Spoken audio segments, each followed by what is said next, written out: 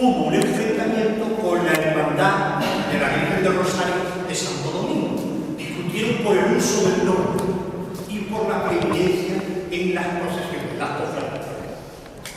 Después se mantuvo simplemente como iglesia, con apenas muy pocos sacramentos en catequismo, especialmente la misa, y fue destruida en 1936, totalmente por los altares que hay aquí. Y uno de ellos se va a salvar parte de él, y vamos a ver luego dónde fue a parar.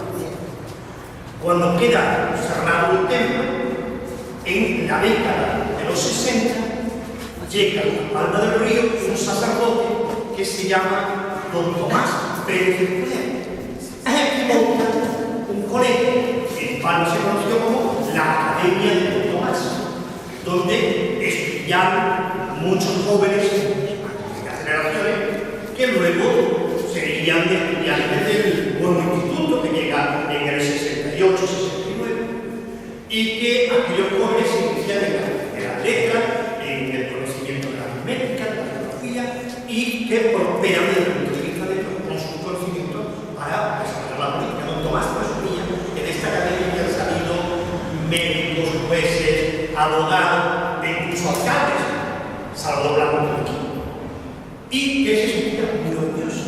Don Tomás fue un personaje de la vida pampeña inolvidable, porque promovió la cultura, promovió el teatro, una representación clásica de la muralla antigua, promovió el ocio juvenil, creando la primera piscina del pueblo, en la calle Escuela, la discoteca del Monte Club, en el paseo del Club del Tandil.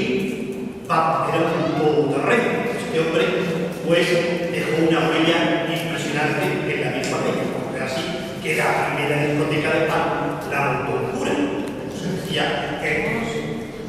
Bien, tras el periodo de la academia se vuelve a cerrar y estuvo bastantes años en un proceso de deterioro hasta que la Hermandad de Santo Sepulcro firma un acuerdo con el obispado de uso del templo con fines culturales y a su vez se compromete al mantenimiento del edificio. Y hay que decirlo con la boca llena que hicieron un trabajo extraordinario, porque siendo una cofradía humilde recogieron más de 20.000 euros para poder realizar una cubierta que salvara la cúpula y el techo de buen suceso. Aquí permanecieron durante bastante tiempo y organizaron actividades culturales, por ejemplo, conferencias cuaresmales, como la que pronunció Fernando Caballero sobre el proceso a Jesús, o la que dio Juan Carlos Castillo sobre cómo murió Jesús, o la que dio el párroco del sacerdote Sebastián García sobre la vida de Jesús. Esto fue un lugar de cultura abierto a la sociedad. El acuerdo entre Santo Sepulcro y el obispado expiró, terminó y nuevamente se ha cerrado el templo. Se ha cerrado y ahora parece ser que hay inquietud por llegar a algún tipo de acuerdo entre el obispado y el ayuntamiento de Palma del Río para el futuro del mismo. Eso en cuanto, digamos, a su dimensión histórica. Pero hoy lo que me llama la atención es su dimensión artística. La espadaña, la sencilla espadaña, es una espadaña de dos cuerpos, con un arco de medio punto donde va a acampar y esa cornisa que separa los dos cuerpos con las pilastras adosadas. La podemos ver aquí, esta pilastra y esta pilastra, y rematado con un frontón y sobre el pináculo la veleta. Por ahí discurre un corredor, siempre que no se puede enseñar que está en estado lamentable, un corredor donde se ve perfectamente los muros del museo donde nos encontramos y que permite acceder a la sacristía. La sacristía es una habitación rectangular con una bóveda de cañón con 4 arcos fajones y lunetos. Además, desde la sacristía dos puertas. Esta que hemos hecho primero, la de arriba, y otra de punta del tablón, que está exactamente aquí y aquí. Esa es una dependencia de la sacristía que conduce a un pequeño aseo al sacerdote. Y en el fondo, prácticamente aquel árbol que está dando a la calle nuevo es donde vivía el San Pedro.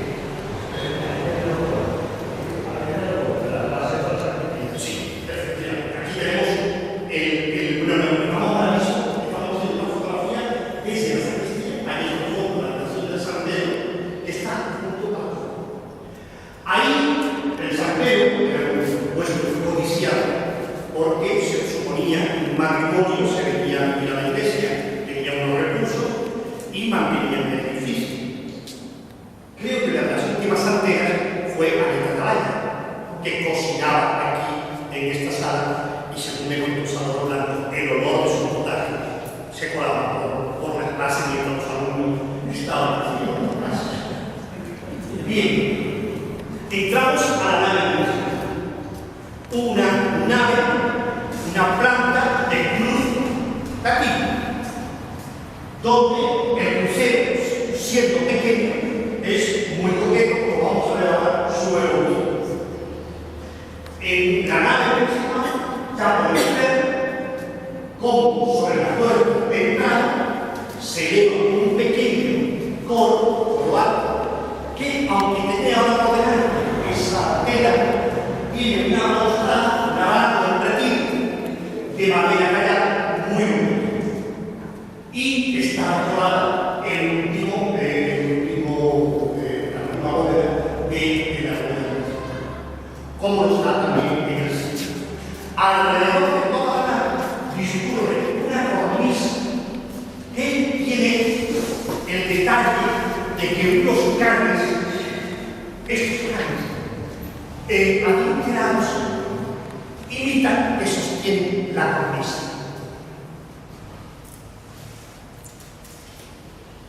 Sabemos ahí muy bien cómo evolucionan todas las cosas. Pero además, ya que vamos a empezar a comprobar cómo el eje central de esta iglesia son estos grandes sajones que sostienen en la cúpula del crucero. Cúpula que se sostiene sobre 4 persiles. Evidentemente ahora entraremos en los detalles de la cúpula. Con una decoración, un exorno barroco, rococó, de rocalle, de pinturas, etc. Pero sobre la mesa que se sostiene sobre estas 4 persiles. Esas 4 persiles, para poder identificarla y conocer su contenido, hemos puesto un nombre. Para la primera, que la tenemos aquí sobre nosotros, la persiana lirio, porque es el primer nombre que vamos a ver. Está escrito, como podéis comprobar, lirio. Vamos a ver mucho mejor si aumentamos la imagen de la persiana. Pero ahora, en primer lugar, colocamos las 4 persianas. La persiana lirio, la persiana palma, la persiana ciprés está aquí y la persiana, la más deteriorada, esta, la persiana blanca. Luego sabemos por qué es lirio, palma, ciprés, blanca.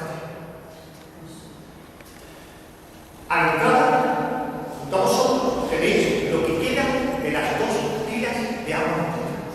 Falta, por tanto, la concha donde está el agua, que evidentemente es un parroquia que fue trasladada a otro templo. Hay varios ejemplos de material religioso trasladado en ese templo. Y luego tenemos estos hogueras, que son los altares, y en concreto son 4 altares. Estos altares tenían unos pequeños retablos donde se encontraban las imágenes de San Francisco de Borja, de la Virgen de los Dolores, de la Virgen del Carmen y de Santa Rita. El altar mayor, que traemos más detalle dentro de él. Y toda la iglesia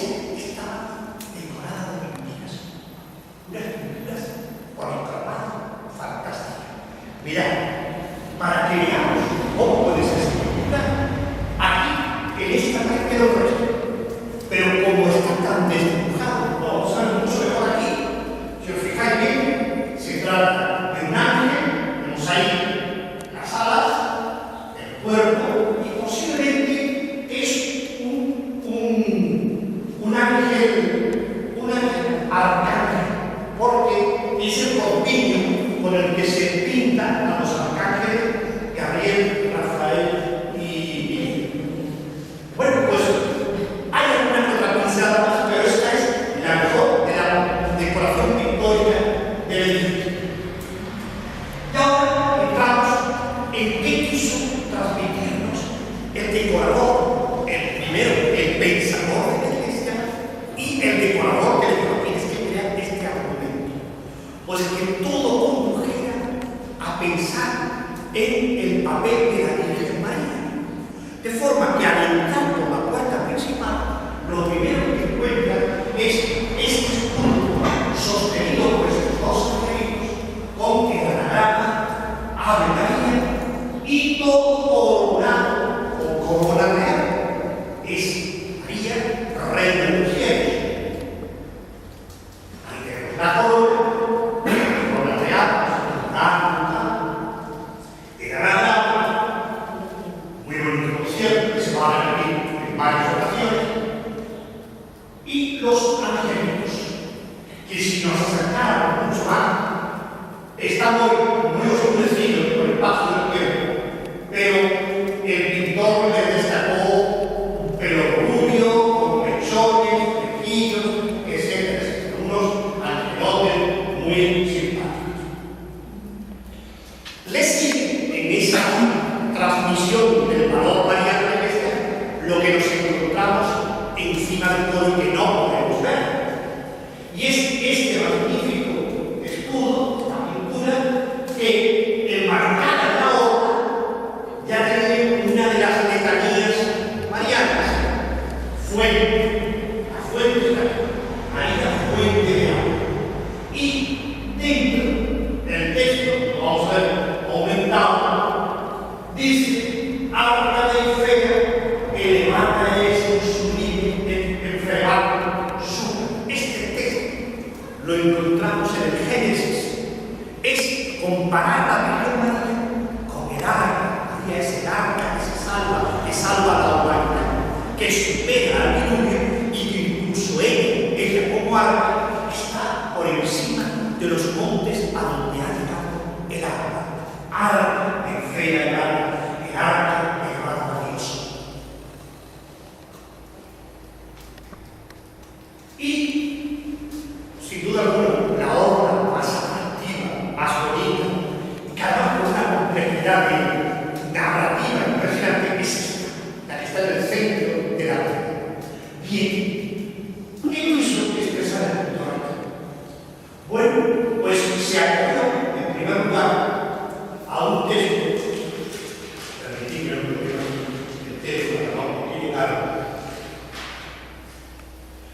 del inalterable Marx de tempestas de la Escritura. Esto ha llegado a confundir a ciertos historiadores pensando que la narrativa de esta iglesia se construyó a raíz de un naufragio, de una tempestad muy grave donde se salvó a un marino palmero y le dedicó a esta iglesia.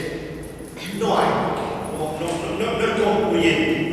En lo que quiere decir este verso: llegué al fondo del mar y largamente me ahogó, es nuevamente el papel de María como protectora en la dificultad. María exaltada como la protectora de los marineros. Es algo fundamental. Está aquí el altar de la Virgen del Carmen, patrona de los marineros. Está esa alusión a proteger a los marinos. Y el texto está también recogido evidentemente en la Vulgata, la Biblia Sacra. Pero el mismo texto.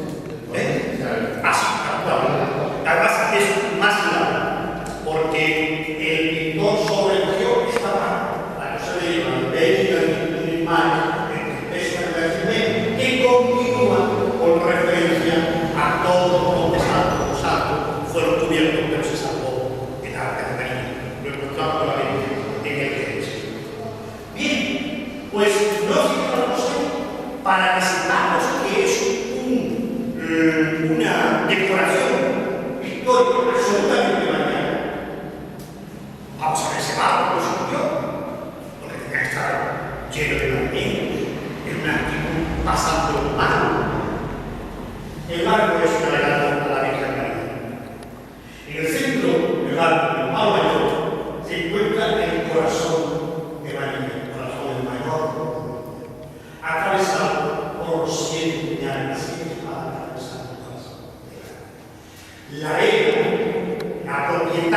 salvar la Virgen María.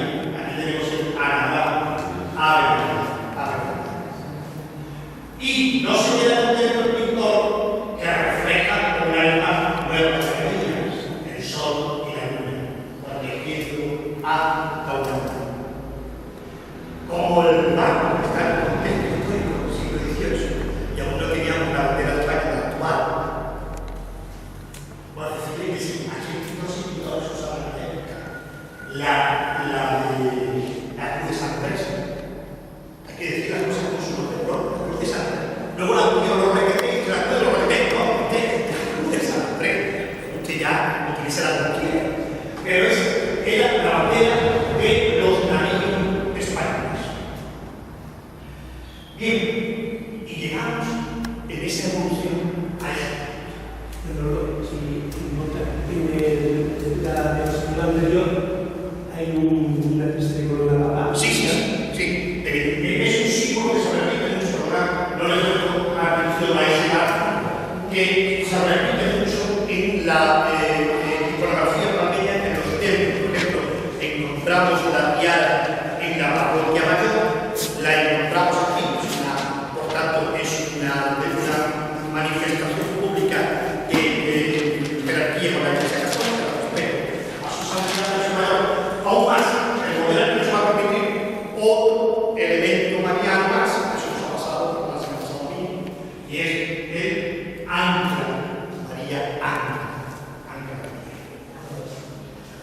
Bien, y llegamos conmigo a la China.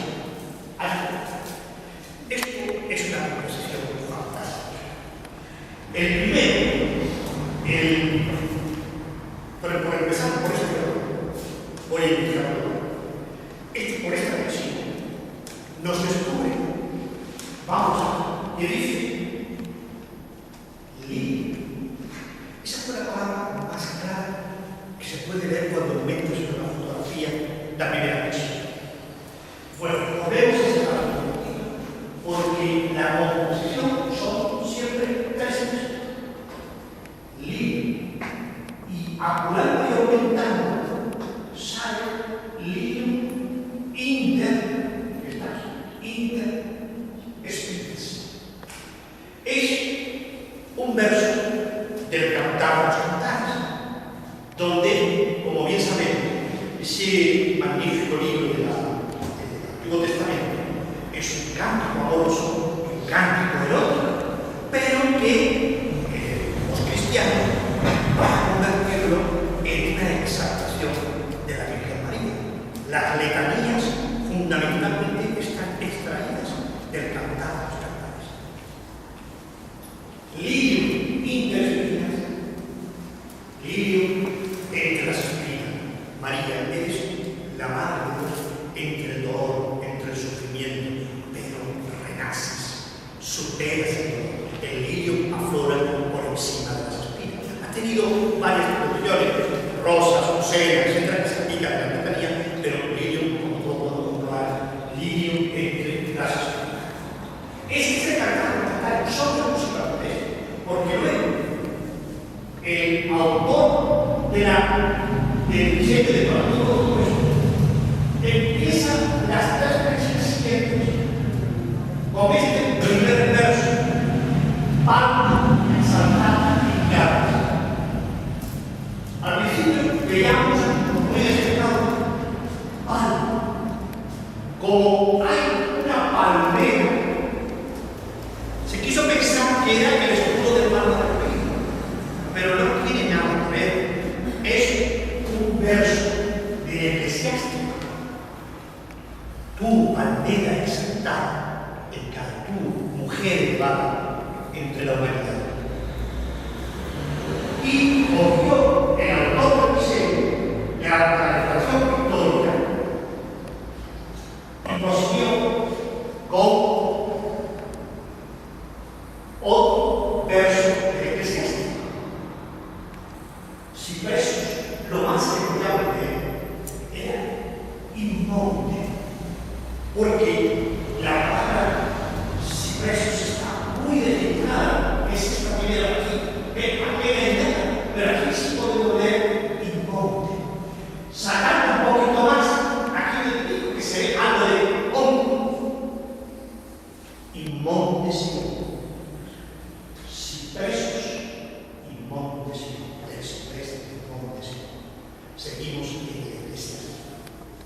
y completó el artista con la obra. ¡Qué pena! Nos quedaba solo una palabra. ¡Ay! El resto ha desaparecido. Plantar. Me fui a la Biblia y encontré la frase. Plantar rosa y tenemos el tema del eclesiástico y en concreto uno de los libros mejor del eclesiástico, la exaltación de la santa. Totalmente bíblico y mariano. El pintor se eleva y se va a la cúpula.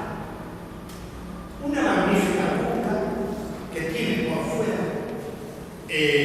una cúpula octogonal y además es escalada, por lo cual permite que penetre la luz, pero no el agua. Bueno, eso entre comillas, porque al final el agua, si puede ser, todo posible.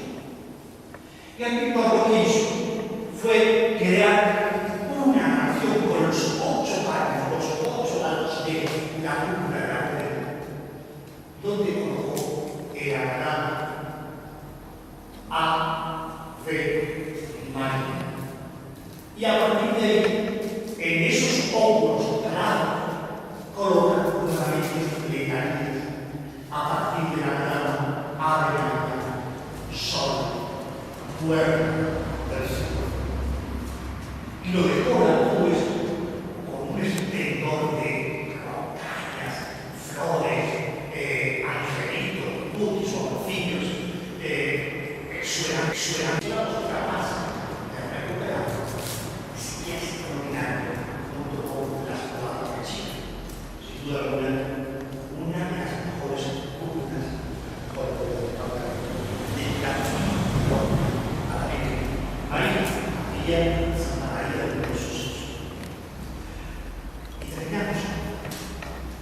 Está colocada esta imagen donde estuvo en su día colocado. Este es el altar de los sucesos, donde podéis ver perfectamente una puerta y otra puerta, vamos aquí y aquí. El altar, como es reconciliado, mirando al retablo, la Virgen Santa María de los Jesús, es una Virgen, no se debe estar en pie, con el niño en el brazo izquierdo y el acto de poder, el bastón de la representación de María. Y sobre la altar, fijaros, ha cambiado los escalones 1, 2, 3, ahí tenemos 1, 2, 3. Aquí está el lado del Evangelio, el lado de la Epístola, y hay algún detalle más. Por ejemplo, estas puertas, si las queréis ver, están en el retablo de la parroquia de la Asunción. Se sacó de aquí don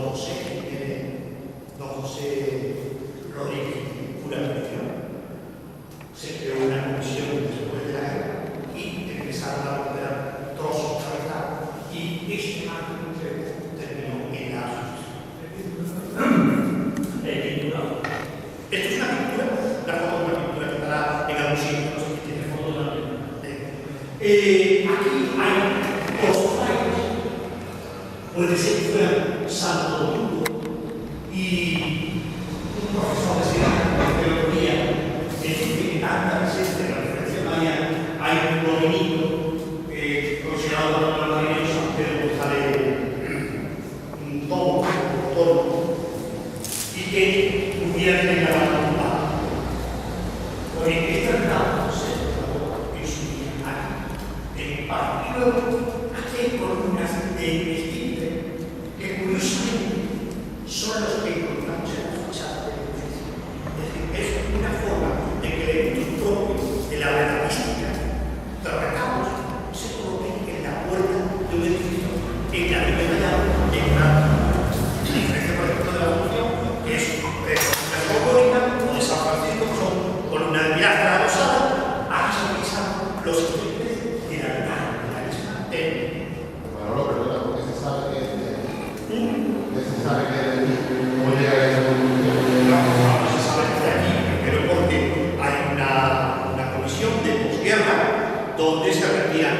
altares en Santana. No, me refiero a la pintura. ¿Cómo se sabe que la pintura corresponde realmente a él? Sí, bueno, esta pintura, la pintura fue describida, pero quizás la primera persona que me enseña a mí la pintura y que yo le pedí una fotografía, pues tengo que decirlo con la verdad, fue Rafaelito de la Torre. Pero yo ya no he vuelto a ver más esa pintura. Pero sí la foto, la tengo yo, que la publiqué en el libro de Historia y Devoción a la Virgen. Entonces, el propio Rafael me contó que a esta señora era una pobre mujer que pedía típico en la puerta de la iglesia, es una mujer que está aquí usando misa, y aquí al lado se ve por la forma que es una familia más pesada, por la forma de la ropa, o sea, la chaqueta larga. Y ella, la mujer, estaba bonita, lleva velo, y él lleva a su velo aquí con un evidente, que es una forma de vestir muy de finales del 19.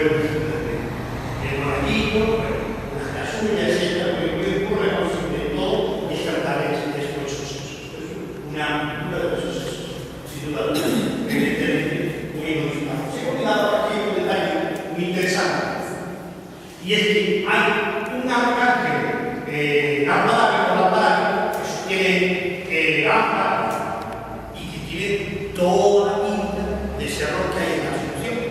Exactamente igual.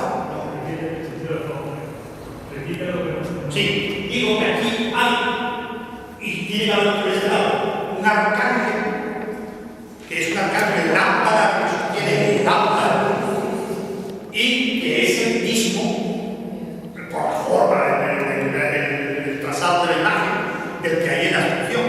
Es que igual se pudo salvar y terminó ahí, pero eso ya no lo conozco. Dios son iguales.